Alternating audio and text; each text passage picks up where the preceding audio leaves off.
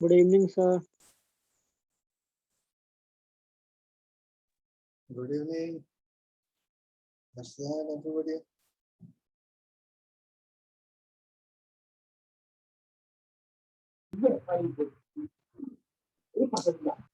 चलो ठीक है। इंस्ट्रूमेंट मेजरमेंट समझ में आता है? क्या क्या है बताओ तो इंस्ट्रूमेंट में। सर वहीं से वर्नियर कैलिपर वो सब सिखा रहे थे, बाकी और सब पीडीएफ ही भेज दे रहे हैं, पढ़ा तो नहीं रहे हैं। क्या है मतलब क्या है बताओ थोड़ा सा मेरे को। सब्जेक्ट लाइन पे बात करेंगे फिर आपका जो एग्जाम है। इंस्ट्रूमेंट का क्या है, क्या क्या आता है? इंस्ट्रूमेंट तो अभी तक कुछ दिखाया नहीं सर, तो पीडीएफ में ही भेजे हैं। भाई टॉपिक क्या है भाई? Topic sir. हाँ, इंस्ट्रूमेंट तो एक बहुत बड़ा एरिया हो गया ना। Yes sir. तो इंस्ट्रूमेंट में क्या आता है? मैकेनिकल लेवल पे मतलब आपका प्रेशर मेजरमेंट, टेम्परेचर मेजरमेंट, यही सारी चीजें होंगी। Yes sir. इंडस्ट्रियल इंस्ट्रूमेंटेशन ना। स्पीड मेजरमेंट भी पढ़ाया था सर ने। हम्म।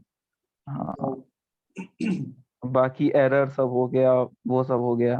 हम्म। और इंडस्ट्रियल इंस्ट्रूमेंटेशन होने से प्रेशर, टेम्परेचर, फ्लो लेवल, चार चीज तो इम्पोर्टेंट है ना। एग्जैक्टली क्या होता है कि जो हमारे एकेडमिक जो डिजाइन होते हैं ना और जो इंडस्ट्री है उसमें काफी बड़ा एक तो गैप है। ठीक है, हमारा मेन फोकस जहाँ पे रहता है वो बेसिक लेवल पे वर्सेटाइल चीजें सिखाना पड़ता है ना इनको। तो और सारे एकेडमिक लेवल पे मतलब रिसर्च टाइप के चीजों के ऊपर ज्यादा ध्यान देते हैं। और जो प्रैक्टिकली हमको फेस करना होता है वो फील्ड में और जो हम एकेडमिक में पढ़ते हैं दोनों में काफी ज्यादा एक तो गैप रह जाता है। चलो ठीक है भाई, इंस्ट्रूमेंटेशन समझते हो? व्हाट इज इंस्ट्रूमेंटेशन बताओ। इंस्ट्रूमेंटेशन क्या है?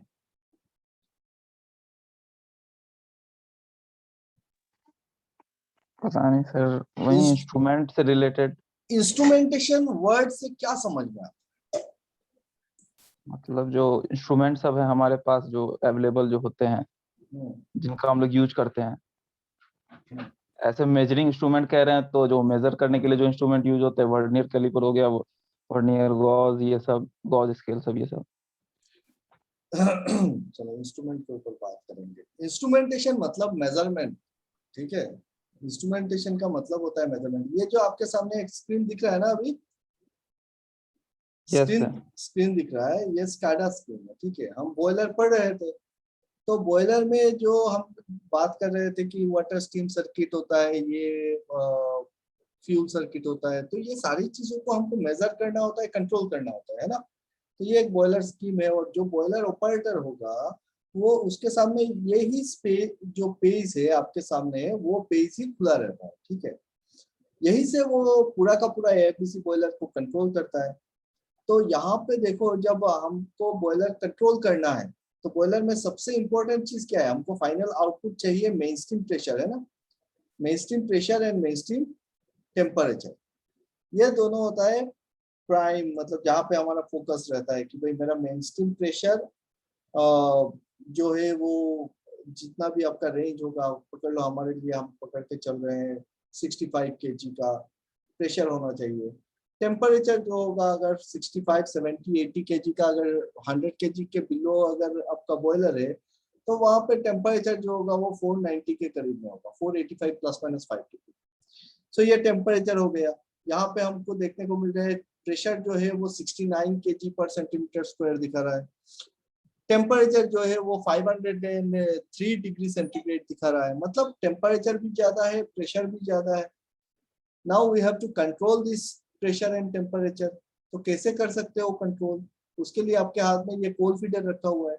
अब कोल फीडर का आरपीएम जो है, आप बोले ना स्पीड मेजरमेंट, तो कोल फीडर का आरपीएम को अगर मैं कम कर दूंगा तो कोयला धीरे धीरे जाएगा, कम जाएगा, तो बर्निंग कम होगी, एंथैल्पी कम निकलेगा।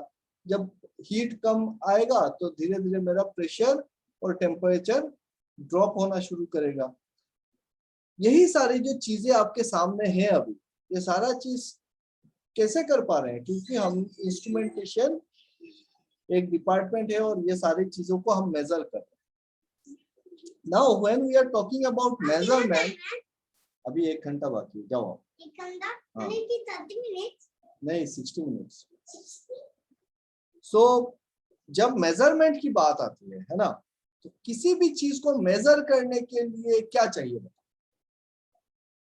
What you need to measure anything?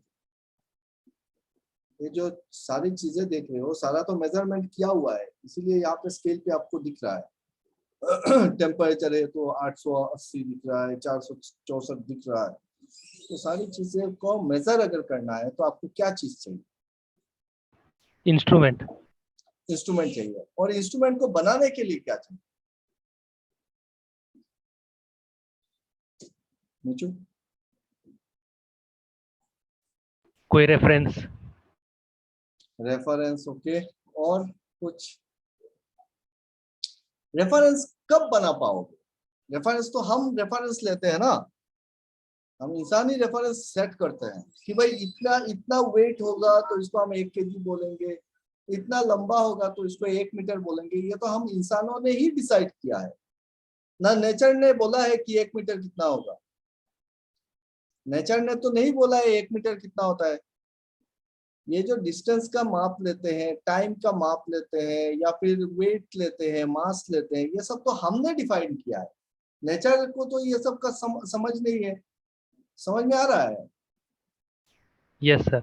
Nature समझेगा कि 1 kg कितना होता है ना, नेचर इतना सामान होता है वो समझ गया। अब हम अगर डिफाइन करना चाहते हैं कि इस सामान के मास कितना है, वेट कितना है, तो उसके लिए हमने ये सारे रेफरेंस पॉइंट, रेफरेंस लाइंस हमने सेट किए हैं, ताकि हर किसी को, इस दुनिया के हर किसी इंजीनियर को, हर किसी साइंटिस्ट को ये चीज समझ में आए कि भाई ये जो मैं बोल रहा हूँ वो कितना बोल रहा हूँ। अब रेफरेंस लाइन कब सेट कर पाएंगे? जब हम कंपेयर करेंगे किसी एक स्टैंडर्ड से। और एक स्टैंडर्ड कब बना पाएंगे? फिर तब बना पाएंगे जब वो कांस्टेंट हो, जब हम किसी चीज को सेंस कर पाए। Can you measure anything in this world or in this universe without sensing that particular thing? No. By hook or by crook you have to sense that particular parameter. Maybe sense का मतलब ये नहीं है कि physically touch हो, है ना? आपको सेंस करना है, चाहे रिमोट से करो, चाहे देख के करो, चाहे टच करके करो, लेकिन जब तक आप किसी एक पैरामीटर का वेरिएशन को सेंस नहीं कर पाओगे, आप उसको मेजर नहीं कर पाओगे। और जब तक मेजर नहीं कर पाओगे तब तक आप कंट्रोल नहीं कर पाओगे। Are you agree with me? Yes sir. इस दुनिया का कोई भी चीज उठा लो, अगर आप उसको मेजर कर रहे हो या फिर कंट्रोल कर रहे हो, तो सबसे पहले आपका काम यही है कि आप उसको सेंस करो। और सेंस करने से क्या पता चलता है? उसका वेरिएशन पता चलता है। अगर कोई चीज वेरी नहीं कर रहा है तो आप उसको क्या मेजर करोगे? उसका क्या स्टैंडर्ड बनाओगे? वो तो कांस्टेंट है और कांस्टेंट ही रहेगा, उसका आप कुछ नहीं कर सकते उसका, है ना? नाउ हर वो चीज जो वेरी करता है हम उसी को मेजर कर पाते हैं। समझ में आया? और इसी मेजरमेंट को ही बोलते हैं instrumentation. By profession I am basically an instrumentation engineer. ठीक है, मैं मैकेनिकल से नहीं हूँ, I am teaching you mechanical subject, but मैं सब कुछ कराता हूँ। मैं इलेक्ट्रिकल भी पढ़ाता हूँ, इंस्ट्रूमेंट भी पढ़ाता हूँ, और मैकेनिकल का भी क्लासेस लेता हूँ। Now we are talking about measurement and control. Measurement and control के लिए सबसे पहला जरूरी चीज है सेंसर, जिस चीज से हम उस पर्टिकुलर पैरामीटर को सेंस कर सके। जब हम सेंस कर पाएंगे उसका वेरिएशन को, फिर हम एक रेफरेंस बना सकते हैं कि भाई इतना अगर वेरिएशन होता है तो फिर इसको हम 0 पकड़ेंगे और यहां से शुरू करेंगे, इससे इसके ऊपर जाएंगे या फिर इसके नीचे जाएंगे। तो फिर आपने बना लिया एक इंस्ट्रूमेंट की, एक कैलिब्रेटेड स्केल बनाया आपने। क्या बनाया? चलो एक ब्लैंक पेज लेते हैं ना, इसके ऊपर लिख के मजा नहीं आ रहा। ब्लैंक पेज लेता हूँ।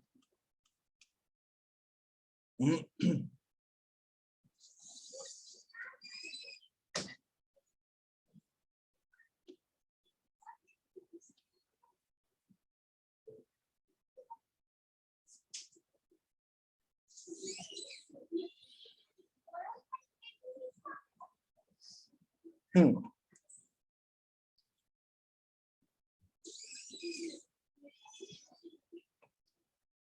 हम बात कर रहे हैं इंस्ट्रूमेंटेशन की। इंस्ट्रूमेंटेशन क्या बोला? मेजरमेंट। अगर इंजीनियरिंग का सबसे पहला कोई ब्रांच आया होगा तो वो इंस्ट्रूमेंटेशन है, क्योंकि इंसानों को जब से समझ आई है और जब इंजीनियरिंग शुरू हुआ तो सबसे पहले किसी ना कुछ चीज मेजर ही किया होगा, तब जाके वो बाकी चीजों को डेवलप कर पाया है। और मेजरमेंट का मतलब होता है इंस्ट्रूमेंटेशन, ठीक है। तो हमको लगता है इंस्ट्रूमेंटेशन ये एक नया ब्रांच है इंजीनियरिंग का, बट और सबसे पुराना ब्रांच बोलने से हम बोलते हैं सिविल ब्रांच सबसे पुराना है, बट एक्चुअली में इंस्ट्रूमेंटेशन सबसे पुराना, क्योंकि आदमी जब मेजर किया भाई इसका ये है और पत्थर को घिसा होगा तो कितना जोर से मारने से क्या होता है, या फिर चक्का बनाया होगा तो मेजर किया होगा तो क्या। ये सारी चीजें इंस्ट्रूमेंटेशन में आती है। अब हम लोग मेजरमेंट अगर करना है किसी भी चीज को या फिर कंट्रोल करना है तो हमको सबसे पहले चाहिए सेंसर। फिर उस सेंसर का यूज करके हम सेंस करेंगे कि इसका वेरिएशन क्या है और इससे बनाएंगे हम इंस्ट्रूमेंट। इंस्ट्रूमेंट बनाने के लिए सेंसर के साथ क्या चाहिए आपको? सेंसर प्लस इंस्ट्रूमेंट, मतलब सेंसर तो चाहिए ही, प्लस कैलिब्रेटेड स्केल चाहिए। जब आप उसके साथ कैलिब्रेटेड स्केल लगा देते हो तो ये एक इंस्ट्रूमेंट बन जाता है कि डायरेक्टली आप वेरिएशन को मेजर कर पा रहे हो।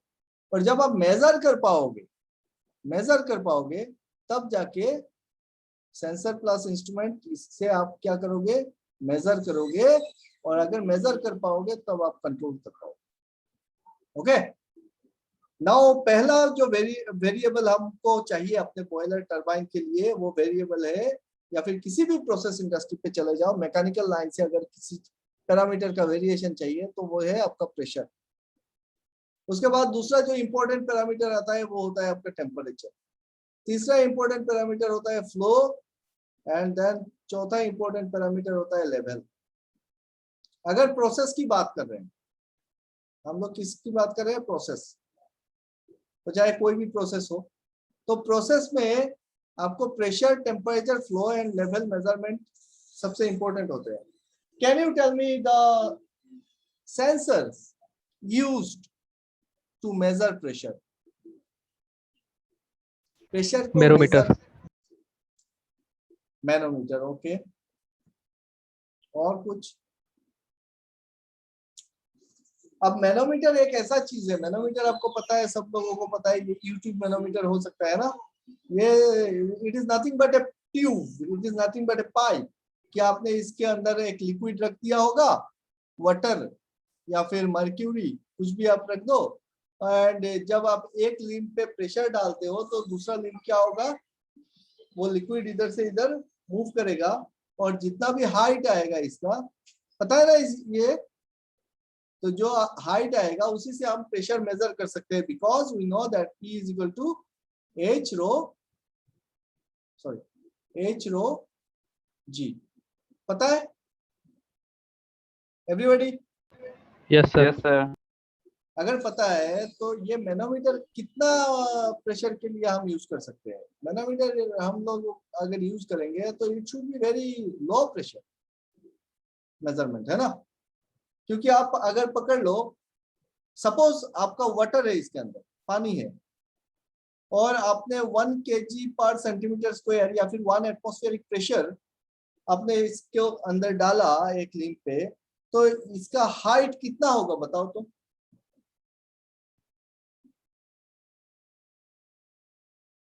हाइट कितना हो सकता है?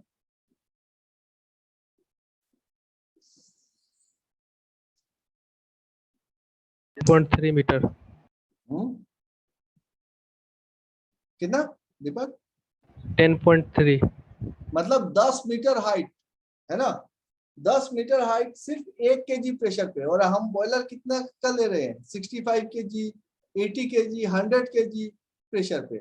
तो सोचो 100 kg प्रेशर दोगे तो फिर वो अगर मैनोमीटर से अगर मेजर करने जाओगे प्रेशर, तो आपको कितना लंबा लिफ्ट लगाना पड़ेगा उस प्रेशर का रीडिंग चेक करने के लिए?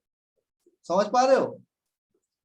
10 मीटर अगर हाइट 1 kg पे उठता है, मतलब 60 kg अगर प्रेशर होगा तो 60 मीटर हाइट हो जाएगा। और 60 मीटर हाइट समझ सकते हो कितना होगा? 6 मंजिला। हाँ, हाँ। तो अगर उतना हाइट पे चढ़ना पड़ेगा सिर्फ रीडिंग देखने के लिए कि भाई मेरा बॉयलर का प्रेशर कितना है, तो हालत खराब है ना। सो ये यूनिट तो काम, ये डिवाइस तो काम करने वाला है नहीं इंडस्ट्री में, फिर क्या करें? और कुछ बताओ, सेंसर बताओ, और क्या सेंसर यूज कर सकते हैं प्रेशर मेजरमेंट के लिए? या लेबोरेटरी पर्पस के लिए सही है, छोटा मोटा प्रेशर देखने के लिए, लो प्रेशर मेजरमेंट पे आप यूज कर सकते हो, और इसका थोड़ा बहुत रेंज बढ़ा सकते हैं, but it will be your very low to maximum medium pressure, उससे ज्यादा तो नहीं हो पाएगा।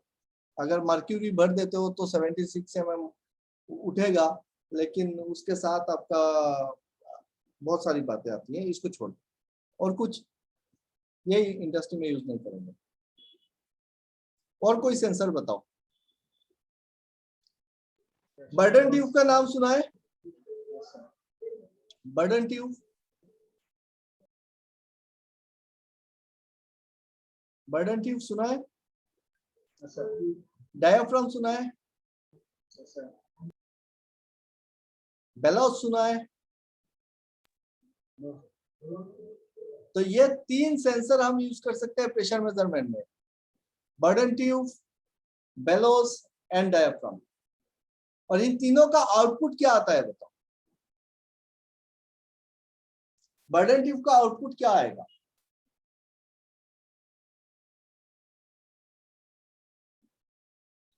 बर्डन ट्यूब कैसा होता है? पकड़ लो, एक सी टाइप अगर बर्डन ट्यूब में कंसिडर करता हूं तो ये इस टाइप का दिखेगा, है ना। और यहाँ पे हम फिक्स करके रखेंगे इसको, और इसके अंदर हम अलाउ करेंगे अपना जो भी लिक्विड है वो लिक्विड इसके अंदर जाए, तो यहाँ पे प्रेशर क्रिएट करेगा, और जब प्रेशर क्रिएट करेगा तो बर्डन ट्यूब अनफॉयल होने की कोशिश करेगा, वो स्ट्रेट होने की कोशिश करेगा जब प्रेशर पड़ेगा, because this and is free and. तो आपको क्या मिल रहा है? डिस्प्लेसमेंट मिल रहा है। क्या मिल रहा है? डिस्प्लेसमेंट मिल रहा है। डायाफ्राम क्या है? Diaphragm is nothing but A plate, और ये चारों तरफ से क्या होगा? फिक्स रहेगा, और जैसे ही आप इसके ऊपर से या नीचे से प्रेशर दोगे तो ये क्या होगा? अगर ऐसा प्लेट है और इधर से आपने प्रेशर लगाया तो ये मूवमेंट देगा, है ना। तो ये मूव करेगा, मतलब इधर से प्रेशर दिए तो अंदर की तरफ जाएगा, तो आपको क्या मिला? डिस्प्लेसमेंट। ठीक है। बेलोस क्या है? बेलोस इस टाइप का करोगेटेड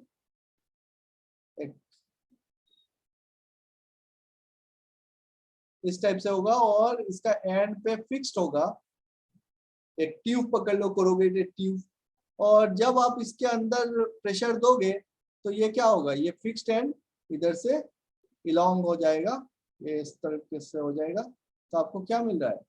displacement. And displacement can be measured easily, है ना।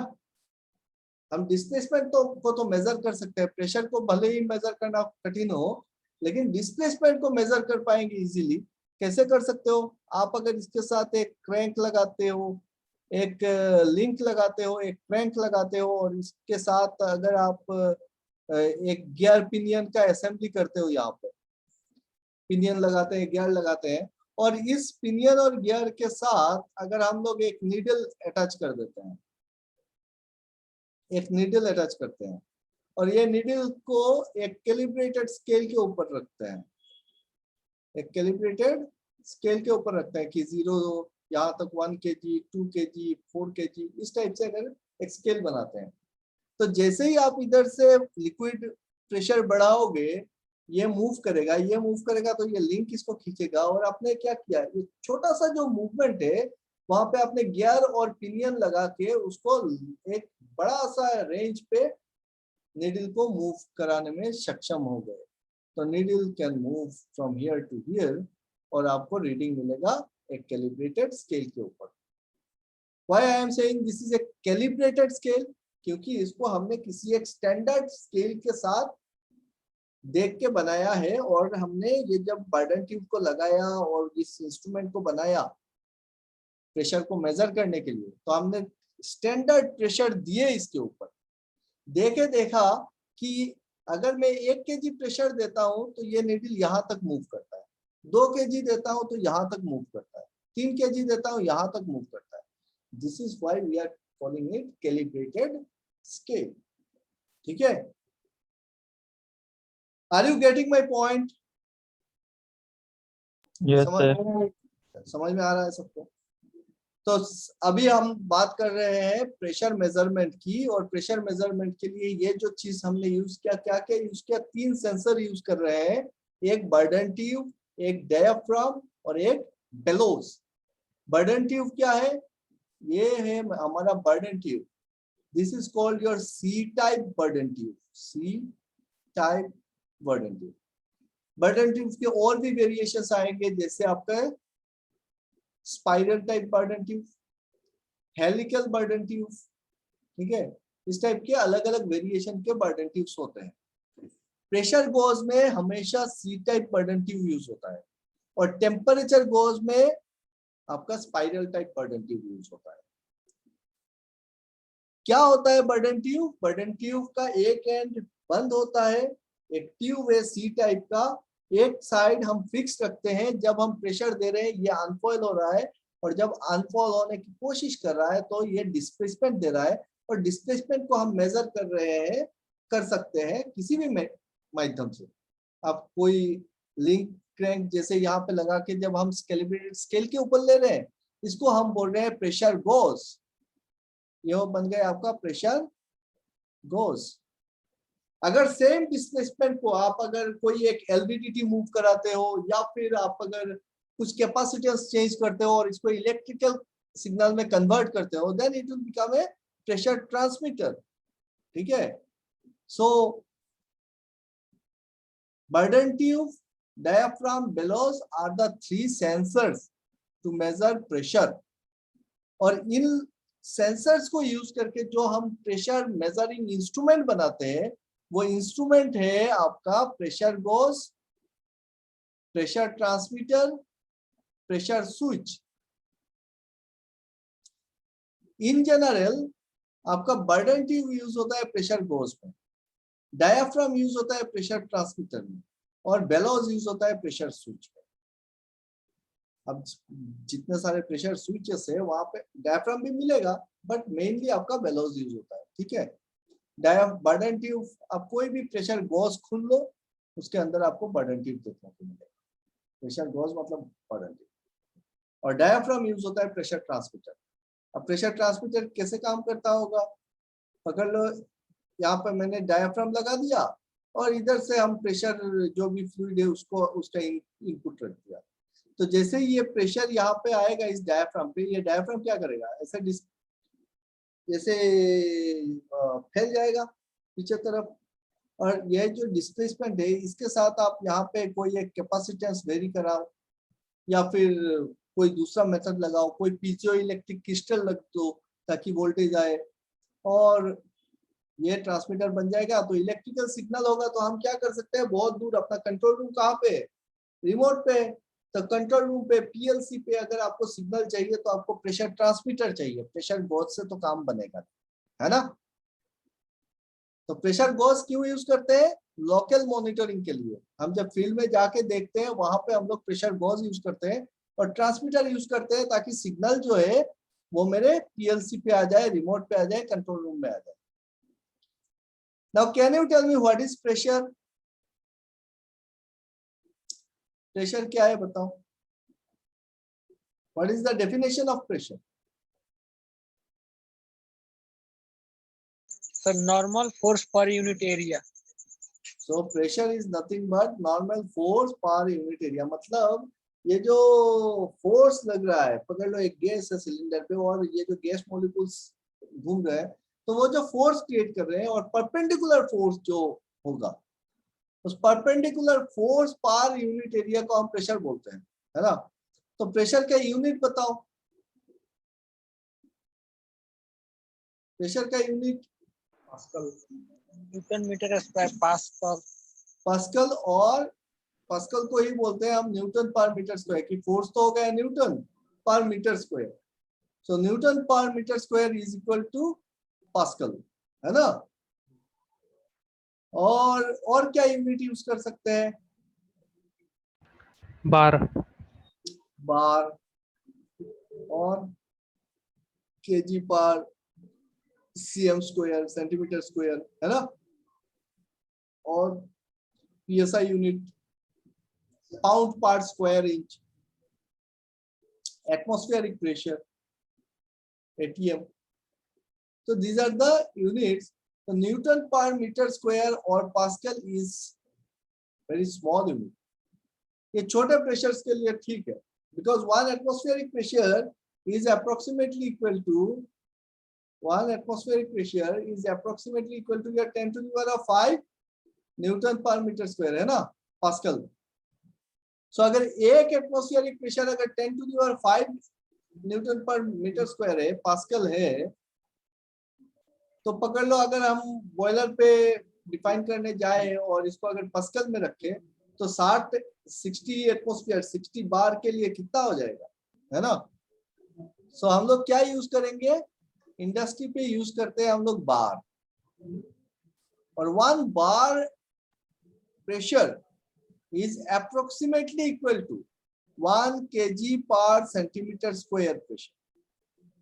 It is approximately equal to your 1 atmospheric pressure, and this is approximately equal to कितना psi होगा बताओ तो, पाउंड पर स्क्वायर इंच पे it will be approximately 15 psi, जो 14.797 के करीब में आपको मिलेगा। लेकिन मैं मोटा मोटा आपको याद रहे इसलिए बता रहा हूँ कि 1 bar equal to 1 atmospheric pressure equal to 1 kg per centimeter square equal to 15 psi, and this is approximately equal to your 760 mm of inch, and the same thing is equal to your 10,000 mm of WC. Millimetre of water column, millimetre of mercury column, है ना। 10 metre बोले थे ना, water होगा तो 10 metre मतलब 10,000 mm, समझ पा रहे हो।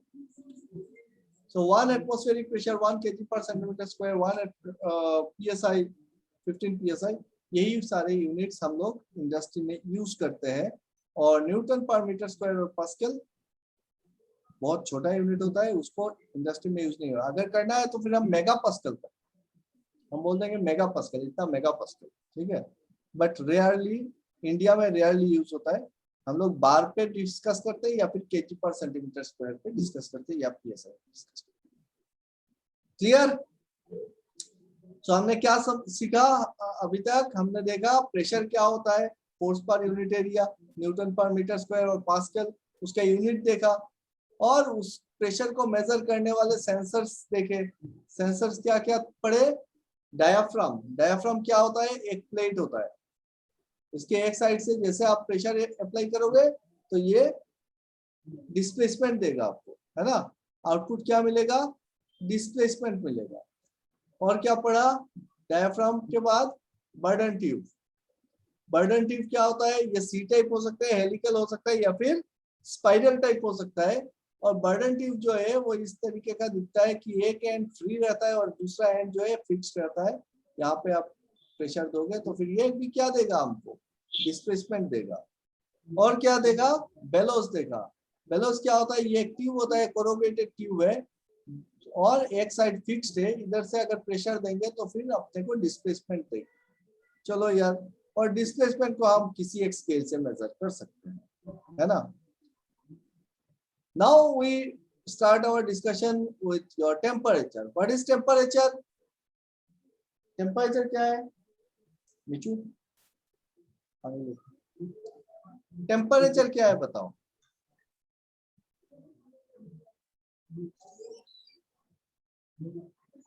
पर कोई मेरे को सुन रहा है क्या, या फिर अकेले अकेले बक रहा हूँ?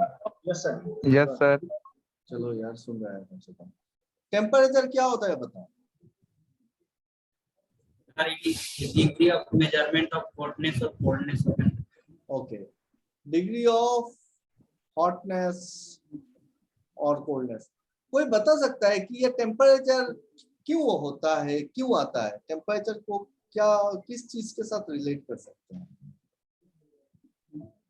क्यों टेम्परेचर बढ़ता है या घटता है किसी भी बॉडी में, क्या होता होगा?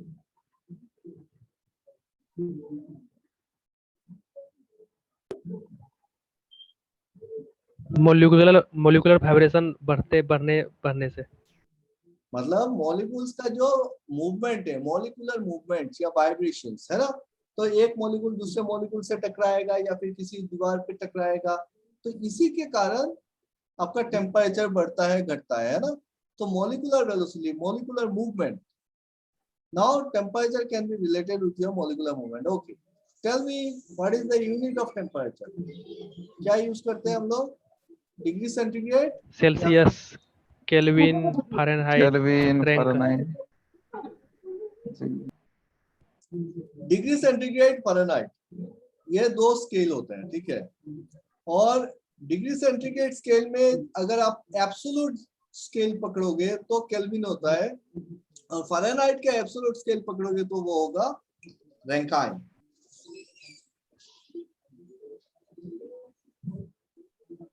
है कि नहीं? स्केल को कैसे डिफाइन करते हैं? किसके रेफरेंस पे डिफाइन कर रहे हो temperature scale? Melting and boiling point of water. Relation क्या है दोनों के बीच में, फ़ारेनहाइट और सेंटीग्रेड स्केल का?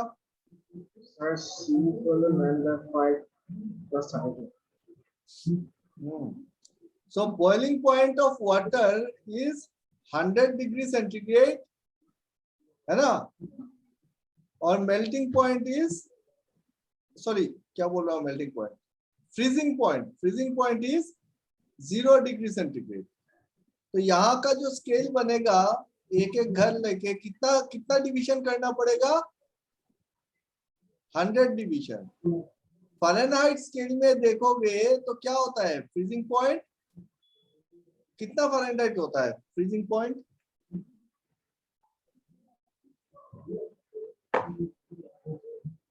एनीबॉडी? फ्रीजिंग पॉइंट कितना है रे फ़ारेनहाइट स्केल में? 32 sir. 32 फ़ारेनहाइट। और बॉइलिंग पॉइंट 212, ठीक है। तो 212 माइनस 32 मतलब यहाँ पे कितना डिवीजन हो जाएगा? 180 डिवीजन हो जाएगा। इसलिए इसका मतलब degree centigrade by 100 is equal to your f minus 32, f minus 32 divided by 180। यह रिलेशन आएगा। यहाँ पे तो 0 नहीं है, 32 है, तो f माइनस 32 बाई 180 एक यूनिट का वैल्यू, और यहाँ पे डिग्री सेंटीग्रेड बाई 100 एक यूनिट का वैल्यू। और अगर हम नीचे जाएंगे, कोई बता सकता है मेरे को एब्सोल्यूट जीरो टेम्परेचर क्या है? What is absolute zero temperature? जहाँ पे सर मॉलिक्यूल का मूवमेंट 0 हो जाता है, सीज हो जाता है, कंप्लीटली जीरो। और वो टेम्परेचर थियोरेटिकली हम पकड़ते हैं माइनस 273 डिग्री सेंटीग्रेड, है ना। इतना डिग्री सेंटीग्रेड पे मॉलिक्यूलर मूवमेंट सीज।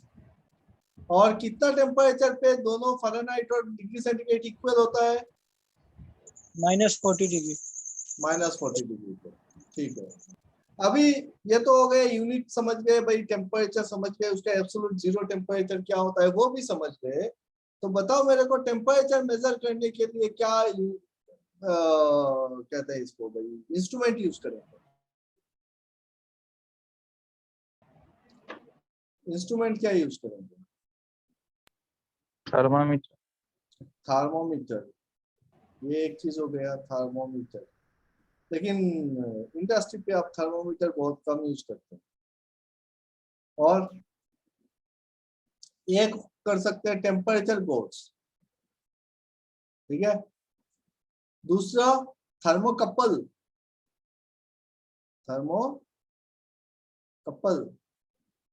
और तीसरा आरटीडी। नाम सुना है? थर्मोकपल आरटीडी का नाम सुना है? टेम्परेचर गॉज कैसे काम करता है? टेम्परेचर गॉज प्रेशर गॉज की तरह ही काम करता है। इस टाइप का एक गॉज होगा और इसके अंदर क्या रहेगा?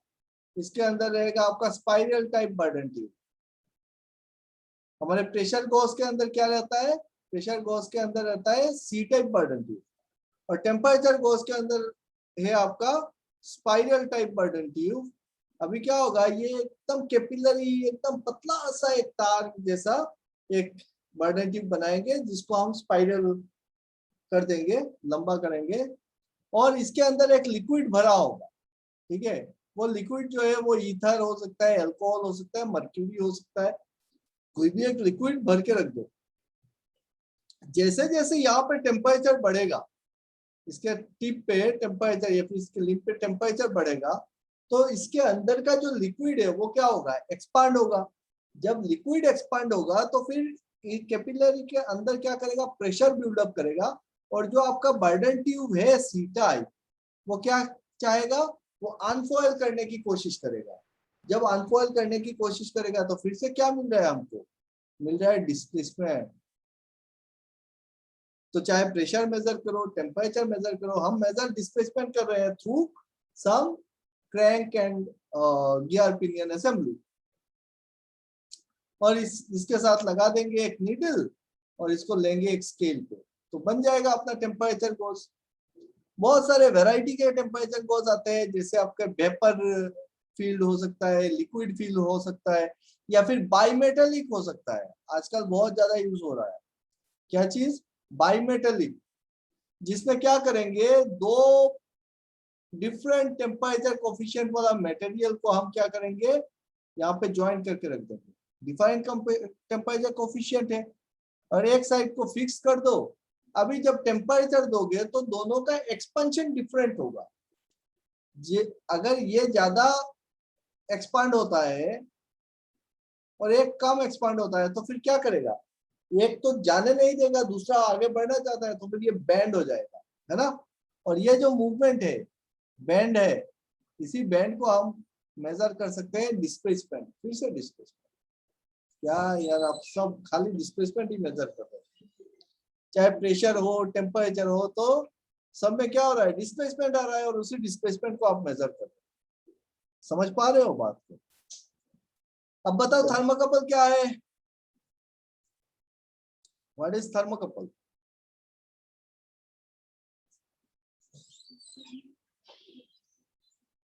थर्मोकपल क्या है?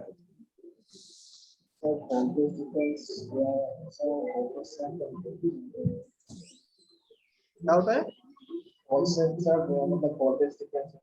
वोल्टेज डिफरेंस होता है। कब?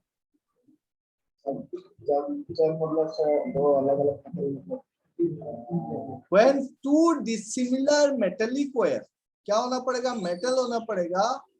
Two dissimilar metallic wire are connected at a junction, at a point, and if there is a temperature gradient, अगर दोनों जंक्शन के बीच में टेम्परेचर का डिफरेंस हो, है ना, दो जंक्शन के बीच में टेम्परेचर डिफरेंस हो, तब जाके यहाँ पे आपको मिलेगा ईएमएफ, एक पोटेंशियल मिलेगा जो मिली वोल्ट के रेंज पे होगा। वोल्ट भी नहीं, मिली वोल्ट रेंज पे एक पोटेंशियल डेवलप होगा, ईएमएफ, इलेक्ट्रोमोटिव फोर्स डेवलप होगा, और इसी वोल्टेज को मेजर करके आप बता सकते हैं कि भाई यहाँ पे टेम्परेचर कितना है।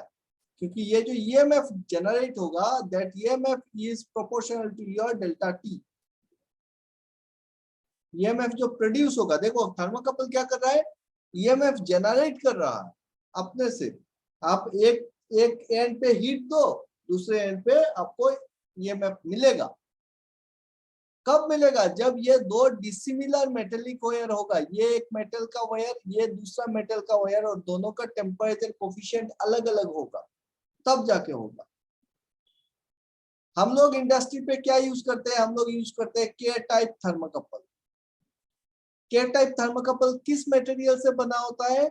ये बना होता है एलुमेल और क्रोमेल। ये एलुमेल और क्रोमेल क्या है? ये एल्यूमिनियम और निकल का एक एलॉय है। ये क्या है? ये क्रोमियम और निकल का एक एलॉय है। ये दो मेटल अलग अलग मेटेलिक वायर यूज करते हैं और एक एंड पे इसको सिल्वर सोल्डरिंग करते हैं, ठीक है। और फिर दूसरा एंड जो है वो टर्मिनल के हिसाब से होता है, मतलब आपने एक लिया एक तार इसका, एक तार क्रोमेल का लिया और दोनों को यहाँ पे सोल्डरिंग कर दिया, या सिल्वर वेल्डिंग। अब जो टर्मिनल निकला आपका, इसको क्या करेंगे, एक लिम्ब के अंदर भर देंगे, एक ट्यूब के अंदर, एक लिम्ब के अंदर भरेंगे और इसमें कोटिंग कर देंगे वगैरह वगैरह, छोड़ देंगे। अब ये जो दो टर्मिनल निकला है, इन दो टर्मिनल पे क्या आएगा, मिली वोल्ट आएगा। कब आएगा, जब यहाँ पे आप टेम्परेचर दोगे और ये एंड और इस एंड पे टेम्परेचर डिफरेंस होगा। अगर टेम्परेचर डिफरेंस नहीं है तो फिर millivolt will be equal to 0। समझ में आया? तो हीट जब आप एक एंड पे लगा रहे हो हॉट जंक्शन पे, तो कोल्ड जंक्शन पे आपको मिली वोल्ट मिल रहा है, ईएमएफ मिल रहा है। इसको कहते हैं थर्मोकपल। और के टाइप थर्मोकपल का जो रेंज है वो होता है 0 to 1200 डिग्री सेंटीग्रेड। माइनस पे भी जाता है बट हम लोग 0 to 1200 मान के चलते हैं, और इसको बोलते हैं के टाइप थर्मोकपल। एल्यूमिनियम क्रोमेल यूज कर रहे हैं, एल्यूमिनियम निकल एलॉय 0 to 1200 के लिए यूज करते हैं हम लोग। एंड यही होता है ना। अभी एक थर्मोकपल के अंदर एक थर्मोकपल पाइप के अंदर 2 थर्मोकपल डाल सकते हो, 3 थर्मोकपल डाल सकते हो। उसके हिसाब से इसका नाम होता है सिंप्लेक्स, डुप्लेक्स, ट्रिप्लेक्स, अलग अलग टाइप के प्लेक्स लगाते हैं। तो अगर एक डुप्लेक्स थर्मोकपल लेते हो, इंडस्ट्री में मेनली हम लोग डुप्लेक्स थर्मोकपल यूज करते हैं। डुप्लेक्स थर्मोकपल होगा तो फिर आपको 4 टर्मिनल नजर आएगा। बाहर में क्या हो जाएगा, ये एक तार हो गया और एक तार लगा देंगे इसके साथ, ताकि अगर मुझको चाहिए कि 2 जगह पे इसका रीडिंग दिखाना है मेरे को, तो एक पकड़ लो लोकली, मैंने कोई एक डिस्प्ले लगा दिया, स्कैनर लगाया टेम्परेचर का, और एक मैंने ले लिया पीएलसी में, तो दोनों जगह पे मुझको सेम टाइम पे दिखने को मिल सकता है। डुप्लेक्स अगर थर्मोकपल लेंगे तो डुप्लेक्स थर्मोकपल पे 4 टर्मिनल मिलेगा, और ये जो टर्मिनल आएगा इसमें प्लस माइनस का साइन रहेगा। क्यों प्लस माइनस का साइन रहेगा, क्योंकि यहाँ पे डीसी मिली वोल्ट जनरेट हो रहा है। कनेक्शन उल्टा करोगे तो काम नहीं बनेगा, है ना, पीएलसी के साथ जब लगाएंगे, तो इसीलिए इसका प्लस माइनस साइन देख लेना पड़ेगा। अभी बताओ आरटीडी क्या है फिर, व्हाट इज आरटीडी? आरटीडी का फुल फॉर्म क्या है? आरटीडी मतलब resistance temperature detector. Resistance temperature detector, ये रेजिस्टेंस टेम्परेचर डिटेक्टर क्या होता है? मेटल का प्रॉपर्टी है कि टेम्परेचर के साथ मेटल का रेजिस्टेंस वेरी करता है directly. The temperature or the resistance of any pure metal varies directly with temperature. ऐसा क्यों होता है? क्योंकि मेटल के अंदर रहता है आपका फ्री इलेक्ट्रॉन्स, और फ्री इलेक्ट्रॉन एक घंटा कितना हो गया है? अभी आधा घंटा बाकी है, आधा घंटा कितना होता है? 30 मिनट्स। Yes. तो ये जो मेटल के अंदर जो इलेक्ट्रॉन्स होते हैं, फ्री इलेक्ट्रॉन्स, जब आप टेम्परेचर दोगे इलेक्ट्रॉन्स वाइब्रेट करेगा मोर हैजार्डसली, और एक दूसरे से कोलाइड करेगा ज्यादा, तो इसका रेजिस्टेंस बढ़ेगा। और मेटल को इसीलिए हम बोलते हैं positive temperature coefficient material. At the same time जो इंसुलेटर होगा, इंसुलेटर में टेम्परेचर बढ़ने से रेजिस्टेंस घट जाएगा, क्योंकि इंसुलेटर में फ्री इलेक्ट्रॉन्स नहीं होते हैं। जब आप टेम्परेचर बढ़ाओगे तो हो सकता है एक टाइम के बाद एनर्जी मिलते एक आध इलेक्ट्रॉन निकल के आ जाए और कंडक्शन करे, तो इसका क्या हुआ, इसका रेजिस्टेंस कम हो गया, इसीलिए कंडक्शन कर रहा है। तो इंसुलेटर जो है वो निगेटिव टेम्परेचर कोफिशिएंट मटेरियल होता है, और मेटल जो होता है वो पॉजिटिव टेम्परेचर कोफिशिएंट मटेरियल होता है। और आरटीडी जो हम बनाते हैं, वो आरटीडी हम बनाते हैं किस चीज से? पीटीसी मटेरियल से, पॉजिटिव टेम्परेचर कोफिशिएंट मटेरियल। ठीक है, मेटल से बनता है। मेनली हम लोग यूज करते हैं प्लेटिनम, प्लेटिनम 100, ये यूज होता है हर एक इंडस्ट्री में। क्या होता है, एक प्लेटिनम का एक वायर ले लो और इसी वायर को आप एक लैंप के अंदर डाल दो, जैसे आपने थर्मोकपल बनाया था। अब जब आप हीट दोगे तो इस मेटल का रेजिस्टेंस, इस वायर का क्या होगा, रेजिस्टेंस चेंज होगा। और क्योंकि temperature is directly proportional to your resistance, अभी आप एक ब्रिज सर्किट बना के, इलेक्ट्रिकल सर्किट बना के इसका रेजिस्टेंस मेजर कर सकते हो और बोल सकते हो कि भाई टेम्परेचर इतना है। समझ में आया? सो ये है आरटीडी। और एक चीज यूज करते हैं, उसको कहते हैं थर्मिस्टर। थर्मिस्टर जो है ये टेम्परेचर मेजर करने के लिए यूज नहीं होता है। Thermistor acts as a switch, temperature switch, कि किसी एक पर्टिकुलर टेम्परेचर पे अगर आपको सर्किट को मेक करना है या फिर ब्रेक करना है, तब आप थर्मिस्टर की यूज करते हो। और थर्मिस्टर जो बनता है वो एनटीसी मटेरियल से बनता है, क्योंकि वहां पे आपको शार्प एक कट ऑफ मिलेगा, ठीक है, प्रिसाइज मिलेगा। एनटीसी मतलब negative temperature coefficient material, negative temperature coefficient material. मतलब नेगेटिव टेम्परेचर कोफिशिएंट मतलब क्या है कि टेम्परेचर बढ़ने से उस पर्टिकुलर मटेरियल का रेजिस्टेंस कम हो जाता है। ठीक है, 3 टाइप के मटेरियल होते हैं। पीटीसी मतलब पॉजिटिव टेम्परेचर कोफिशिएंट मटेरियल, जिसका टेम्परेचर बढ़ने से रेजिस्टेंस बढ़ता है। दूसरा होता है एनटीसी। एनटीसी क्या होता है, नेगेटिव टेम्परेचर कोफिशिएंट मटेरियल कि टेम्परेचर बढ़ने से रेजिस्टेंस कम हो जाता है। तीसरा होता है जेडटीसी। जेडटीसी मतलब जीरो टेम्परेचर कोफिशिएंट मटेरियल, इसका टेम्परेचर के साथ रेजिस्टेंस जो है वो चेंज नहीं होता है, वेरी नहीं करता है। ठीक है, जेडटीसी मटेरियल आर मोस्टली एलॉयज, और जो मेन हम यूज करते हैं वो होता है eureka, manganese and constantan. Constantan ये 3 एलॉय है। ये तीनों alloy zero temperature coefficient material कहलाता है, क्योंकि टेम्परेचर के साथ इसका रेजिस्टेंस वेरी नहीं करता है। और हम ये मटेरियल यूज कर सकते हैं जब हम कोई एक इलेक्ट्रिकल इंस्ट्रूमेंट बनाएंगे। पकड़ लो आप एमीटर बना रहे हो, वोल्ट मीटर बना रहे हो, उसके अंदर का कॉइल देना है, तो वहां पे अगर टेम्परेचर के साथ रेजिस्टेंस चेंज होता है तो फिर करंट का रीडिंग में, वोल्टेज के रीडिंग में आपको अलग अलग रीडिंग शो करेगा। टेम्परेचर जैसे जैसे वेरी होगा रीडिंग बदलता जाएगा, तो आप नहीं यूज कर सकते हो ना मेटल को। इसीलिए हम जेडटीसी मटेरियल यूज करते हैं, zero temperature coefficient material, eureka, manganese, constantan. Please you are disturbing me, you are disturbing me now. जाओ, तो कितना टाइम हो गया?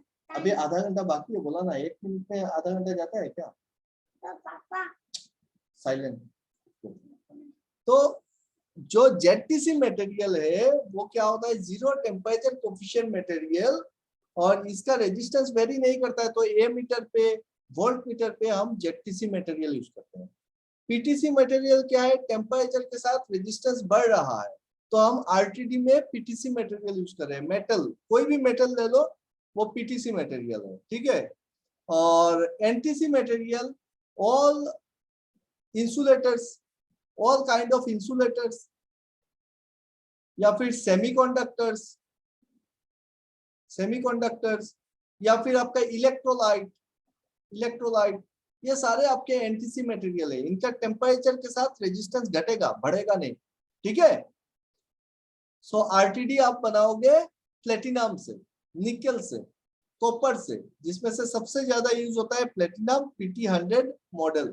ओके, और थर्मिस्टर जो बनाएंगे, थर्मिस्टर से बनता है टेम्परेचर स्विच। जैसे प्रेशर स्विच बनता है वैसे ही टेम्परेचर स्विच बनता है। थर्मिस्टर लगाएंगे और ये एक पर्टिकुलर टेम्परेचर पे क्या होगा, बेंड हो जाएगा, स्विच को ओपन कर देगा, कट कर देगा। तो thermistor is a mainly it is a temperature switch. Okay, NTC material से बनता है। जैसे आप एसी चला रहे हो, आपने क्या किया, आपने सेट पॉइंट रख दिया, पकड़ लो 20 डिग्री सेंटीग्रेड रूम टेम्परेचर। जैसे ही रूम टेम्परेचर 20 डिग्री सेंटीग्रेड पे आया, आपका जो सर्किट है वो ओपन हो गया, आपका एसी बंद हो गया। फिर जब ये टेम्परेचर बढ़ने लगा, फिर से थर्मिस्टर नॉर्मल कंडीशन पे आया, स्विच क्लोज हो गया, एसी चालू हो गया, है ना। इस टाइप से कर सकते हैं। तो ये सारी बातें हैं इंस्ट्रूमेंटेशन की, जो हम प्रोसेस रिलेटेड बातें कर रहे हैं। फिर तीसरा जो इंपॉर्टेंट पैरामीटर हमने बोला था वो होता है फ्लो। अभी फ्लो कैसे मेजर कर सकते हैं? फ्लो मेजरमेंट करने के लिए क्या तरीका है कि हमको एक चीज पता है कि flow is directly proportional to square root of differential pressure, है ना। पता है आपको, बर्नौलीज इक्वेशन से आया है कि flow is directly proportional to square root of differential pressure. इसका मतलब अगर मेरे को एक पाइप में पानी जा रहा है या फिर स्टीम जा रहा है, कोई भी चीज जा रहा है, और अगर मुझको इसका फ्लो मेजर करना है किसी तरीके से, अगर मैं यहाँ पे डिफरेंशियल प्रेशर मेजर करूं तो फिर फ्लो मिल जाएगा मेरे को, है ना। बट कंडीशन क्या है? Differential pressure. अब एक पाइप में जब पानी जा रहा है, स्टीम जा रहा है, तो फिर यहाँ पे इस पॉइंट पे और इस पॉइंट पे कहाँ डिफरेंशियल प्रेशर होगा? तो आप लोग पढ़ोगे या फिर पढ़े हो, आई डोंट नो, कि ओरिफिस पढ़े हो? Orifice, yes sir. Nozzle, nozzle पढ़े हो सर। तो नोजल और ओरिफिस क्या करता है? नोजल और ओरिफिस, हम लोगों का किताब में लिखा हुआ होगा कि प्रेशर बोल रहा हूँ, फ्लो मेजरमेंट के लिए ओरिफिस यूज होता है, नोजल यूज होता है ना। ओरिफिस डायरेक्टली फ्लो मेजर नहीं कर पाता है। ओरिफिस का काम नहीं है फ्लो मेजर करना। ओरिफिस का काम है यहाँ पे डिफरेंशियल प्रेशर क्रिएट करना। ओरिफिस मतलब क्या है? एक प्लेट लिया और इसमें एक होल कर दिया, तो ये होल जो है वो हो सकता है कि बीच में है। अगर बीच में है तो आप बोलोगे कॉन्सेंट्रिक ओरिफिस। अगर ये होल जो है वो डाउन नीचे तरफ है, एसेंट्रिक बोलोगे, है ना। तो इस टाइप के डिफरेंट टाइप ऑफ ओरिफिस आप पढ़ो, लेकिन ओरिफिस फ्लो मेजर नहीं कर पाता है। कैसे करेगा? ये तो एक प्लेट है यार, ये क्या करेगा? ये डिफरेंशियल प्रेशर क्रिएट कर देगा कि यहाँ पे जैसे हमने ये ओरिफिस लगाया तो बीच पे पकड़ लो होल है, और ये जो पानी आया यहाँ पे, तो जो होल के सामने सामने आया वो तो पानी का स्ट्रीम निकल जाएगा सीधा, लेकिन जो साइड में आया और प्लेट में आके यहाँ पे रुक गया, है ना, जा तो नहीं पाया। लेकिन अगर ये एक क्या कहते हैं, एक मिनट कलर चेंज करिए, यह जो यहाँ पे आके जो पानी रुक गया होगा, तो वो पानी ऐसे बेंड हो गया, यहाँ पे आके ऐसे तो खड़ा तो रहेगा नहीं भाई, तो पानी इधर से आने की कोशिश करेगा, इस छोटे होल से आने की कोशिश करेगा। जब एरिया आपने घटा दिया है तो इसका वेलोसिटी क्या होगा? वेलोसिटी बढ़ जाएगा, क्योंकि हमको पता है लॉ ऑफ कंटिन्यूटी क्या था, area into velocity equal to constant. Area कम करो वेलोसिटी बढ़ेगा। जब इस पानी का वेलोसिटी बढ़ गया तो ये जाके यहाँ पे हिट कर रहा है ना, यहाँ पे जाके हिट कर रहा है, ऐसे जा रहा है। मतलब हमने सक्सेसफुली यहाँ पे एक डिफरेंशियल प्रेशर क्रिएट कर लिया। कैसे? यहाँ पे आपका प्रेशर ज्यादा होगा, यहाँ पे आपका प्रेशर कम होगा। यहाँ पे तो पानी का मॉलिक्यूल हीट नहीं कर रहा है ना, जब इस तरीके से निकल रहा है एक प्लेट के जरिए से, तो दूर जाके कहीं पे हीट कर रहा है, और इसी पोजीशन को आप बेना कॉन्टेक्ट का भी बोलते हो, है ना। अब इस साइड में क्या मिला मेरे को? High pressure. इस साइड में क्या मिला मेरे को? Low pressure. अब इन दोनों का डिफरेंस ले लो। कैसे ले सकते हैं भाई? एक ट्रांसमीटर यूज कर लो, differential pressure transmitter.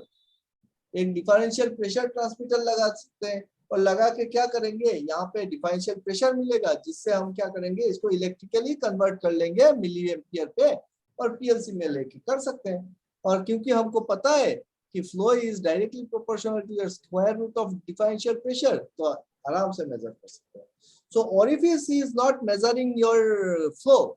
Orifice is creating the differential pressure, and we are calculating the flow from that particular differential pressure through Bernoulli's equation.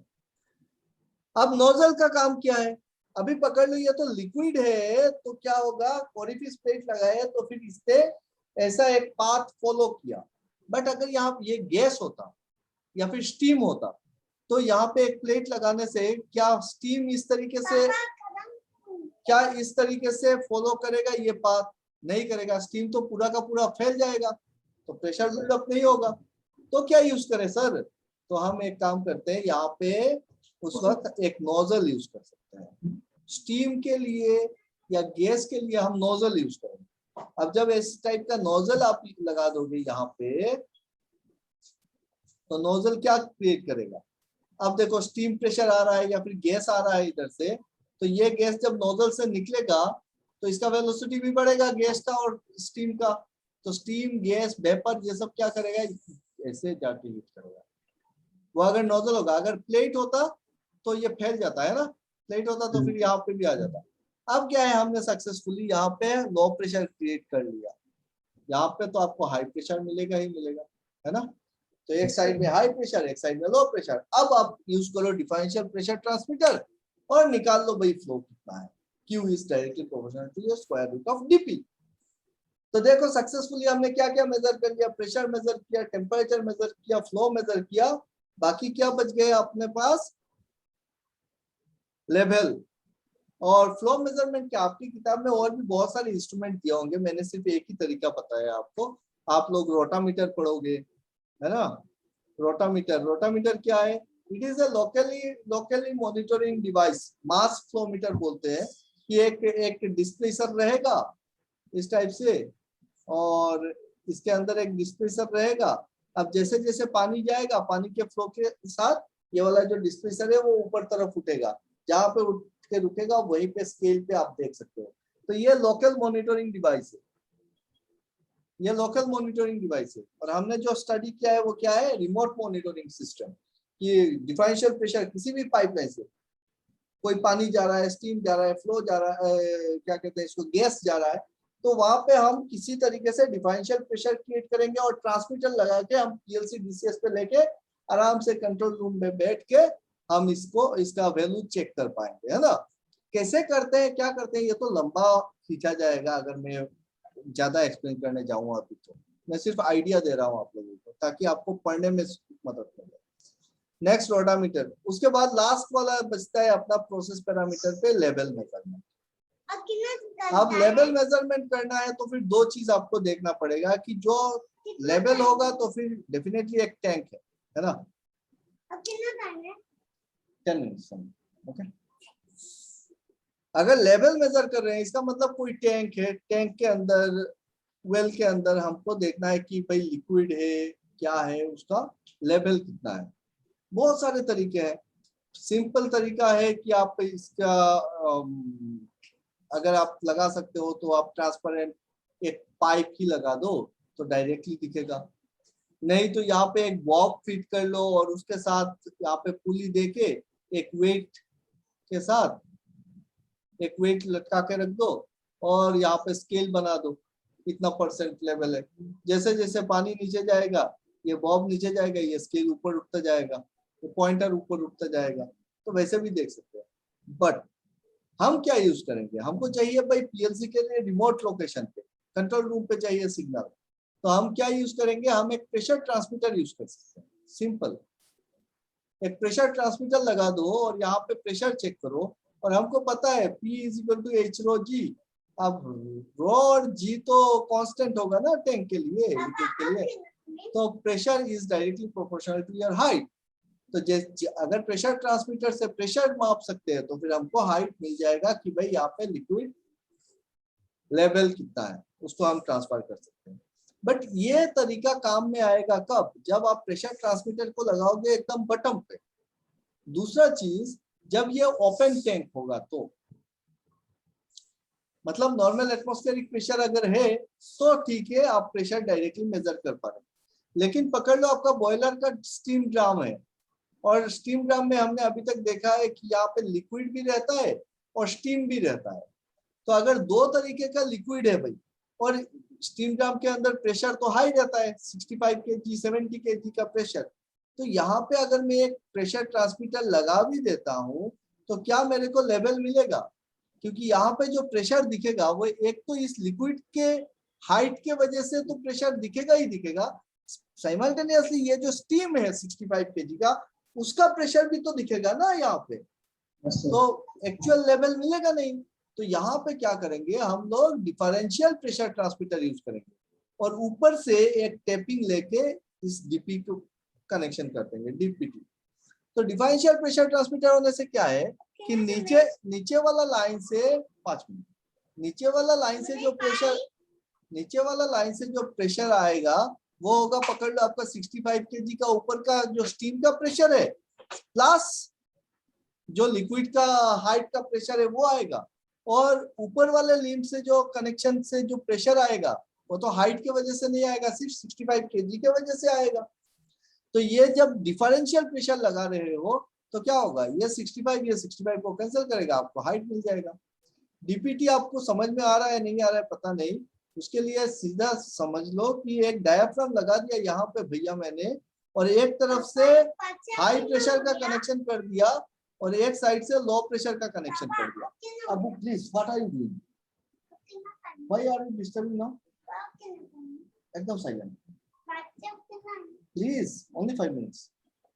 सो एक तरफ हाई प्रेशर लगाया, एक तरफ लो प्रेशर कनेक्शन लगाया। अब क्या होगा, ये डायाफ्राम जो इधर से हाई प्रेशर इसको ठेलेगा, इधर से लो प्रेशर ठेलेगा, तो डायाफ्राम का मूवमेंट कितना होगा भाई, डायाफ्राम का मूवमेंट होगा ना कि इधर अगर P1 प्रेशर है, इधर अगर P2 प्रेशर है, तो P1 माइनस P2 मतलब जितना डिफरेंस होगा इन दोनों प्रेशर का उतना ही मूवमेंट करेगा, है ना। इसी को बोलते हैं डिफरेंशियल प्रेशर ट्रांसमीटर, और जो मूवमेंट है उसको आप इलेक्ट्रिकल सिग्नल में कन्वर्ट करके कंट्रोल रूम पे ले लो। तो यही तरीका हम अपनाएंगे जब हम क्लोज्ड वेसल का प्रेशर मेजर करेंगे, हाई प्रेशर का, other then some atmospheric pressure अगर है, डिफरेंस है प्रेशर पे, तब हम ये तरीका अपनाएंगे और लेवल को मेजर करेंगे। तो समझ में आया। इसमें लेवल को मेजर करने के लिए और भी लोकल और तरीके हैं, जैसे मैग्नेटिक फ्लोट यूज कर सकते हो, ताकि ये पकड़ लो, अगर मैग्नेटिक फ्लोट है और यहाँ पे मैग्नेटिक स्ट्रिप लगा के रख दिए, जैसे जैसे फ्लोट ऊपर उठेगा ये स्ट्रिप चेंज होगा नॉर्थ पोल साउथ पोल के तरीके से, और कलर चेंज होगा इस स्लाइड पे, तो भी आप देख सकते हो। आप ड्रम पे यूज करते हैं, गेज ग्लास यूज करते हैं, यहाँ पे गेज ग्लास लगाते हैं, हाई प्रेशर गेज ग्लास, और गेज ग्लास में क्या होता है कि आपको यहाँ पे पानी दिखता है कि कितना तक उठा है, तो इस तरीके से मेजर करते हैं। ठीक है, चलो आज काफी खींच लिया, मैंने सोचा था जल्दी जल्दी छोड़ देंगे, लेकिन जब शुरू किया तो बहुत आगे बढ़ गए भाई, सॉरी फॉर दैट। आप लोगों का एग्जाम है, जाओ पढ़ाई करो, और अगर होता है तो एक काम करना, मेरे को अगर आप लोगों का जो सिलेबस है ना वो सिलेबस भेज दो, ठीक है सर। आपका जो सिलेबस है ना इस 5th सेमेस्टर का, यस सर। 5th सेमेस्टर का सिलेबस मेरे को दे दो, ठीक है। तो मैं सिलेबस के हिसाब से अपना ये जो ट्रेनिंग का जो चीज है उसके साथ थोड़ा बहुत मैच कराऊंगा, ताकि आप लोगों को फायदा हो जाए एकेडमिक में, समझ रहे हो। Okay sir. आप सिर्फ सिलेबस भेज देना। ओके, सो आज के लिए यहाँ पे खत्म करें। किसी का कोई सवाल है तो बोल सकता है। सर हाँ बोलो, एक मिनट प्लीज प्लीज प्लीज, खत्म हो गया। हाँ सर, बोलो। आपका border operator examination, engineering examination जो है सर, उसका प्रोसीजर क्या है, मतलब कैसे अप्लाई कर सकते हैं। आसाम में तो बहुत सालों से शायद से नहीं हो रहा है रिव्यू, ठीक है, और ये खबर लेना पड़ेगा। आप कहाँ पे रहते हो अंशुमान? सर 300 क्या। ओके, तो बॉयलर ऑफिस से खबर लेना पड़ेगा एक्चुअली कि कब हो रहा होगा POE। मेरे को उसका ये नहीं है, बट मैं कोशिश करूंगा खबर लेके दूंगा, ठीक है। ठीक है सर, थैंक यू सर। अगर होता है तो, otherwise you can search in the net, Google करके देखो कि POE एग्जाम का, ठीक है, because I really get little time, मतलब ये सब का मेरा बहुत सारा क्लासेस रहता है ना, तो पूरा दिन भर में इसी में बिजी रहता हूँ, फिर जो किसी से बात करना है या फिर सर्च करना है उसका टाइम नहीं बचता, समझ रहे हैं। Yes sir. तो देख लेना, अगर नहीं मिलता है तो बताना, मैं कोशिश करूंगा। आप बॉयलर ऑफिस का खबर लो, बॉयलर ऑफिस पे गूगल करो, मिल जाएगा डेफिनेटली, आजकल तो सब कुछ ऑनलाइन पे मिलता है ना। Thank you sir. ओके, चलो DOE का तैयारी करो, बढ़िया से करो, क्लियर हो जाएगा इस पर, ठीक है। Bye bye. Bye sir. Bye bye अरे बाय बाय हो गया। Bye bye.